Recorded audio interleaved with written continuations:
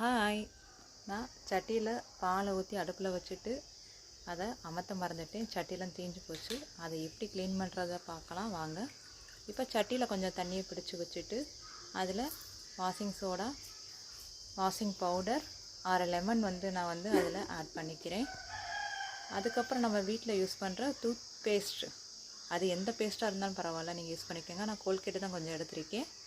Colgate போட்டதுக்கப்புறம் நம்ம வீட்டில் இருக்கிற கல்லுப்பு கொஞ்சம் போட்டிருக்கேன் பாருங்கள்.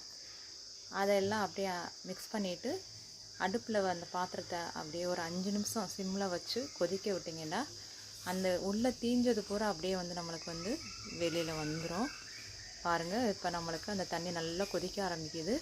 அந்த அடியில் தீஞ்சது பூரா அப்படியே நம்மளுக்கு ஒரு ஸ்பூனை வச்சு கிண்டி விட்டோம் அப்படின்னா அது அப்படியே மேலாப்பில் எடுத்துக்கிட்டு வரும். இப்போ பாருங்கள், நான் கிண்டி விடுறேன்.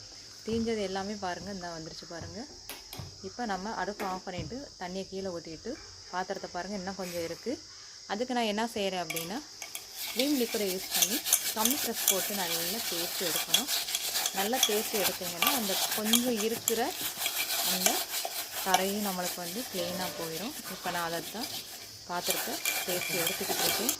தேய்ச்சி எடுத்ததுக்கப்புறம் பாத்திரத்தை பார்த்தீங்கன்னா எந்த கரையும் இருக்காது. நம்மளுக்கு பழைய பாத்திரம் எப்படி இருக்கோ அதே மாதிரி இப்போ பாருங்கள், நான் பாத்திரத்தை கழுவுறேன்.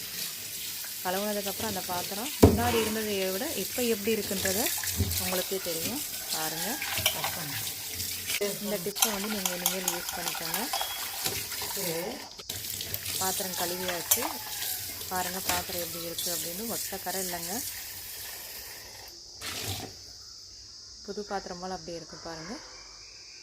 வீடியோ பிடிச்சிருந்தால் லைக் பண்ணுங்கள், ஷேர் பண்ணுங்கள், சப்ஸ்கிரைப் பண்ணுங்கள் ஃப்ரெண்ட்ஸ். பாய்.